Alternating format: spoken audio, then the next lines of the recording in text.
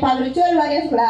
நாங்க virtual warriors நாங்க போடுவோம், என்னன்னா போடுவோம், எப்படின்னா போடுவோம். நாங்க இதை பண்ணிடுவோம், அதை பண்ணிடுவோம், எதை வேணா பண்ணுங்க. திமுக காரனை எதுக்குமே உங்களால அசைக்கவே முடியாது. ஒரு முதலமைச்சர் அவர்கள் அவர் வெற்றி பெற்ற தொகுதியில நன்றி சொல்ல போனா சோசியல் மீடியால மட்டுமே அரசியல் செய்யக்கூடியவர்கள் தான் இந்த தற்கொலை கூட்டங்கள் என்று சொல்லலாம். Hi friends, welcome back to my channel. நம்ம மேயர் அக்கா பேசினதை நீங்களே கேட்டிருப்பீங்க. விர்ச்சுவல் வாரியர்ஸ் தற்குறிகளின் கூட்டம் என்னென்னமோ சொல்கிறாங்க.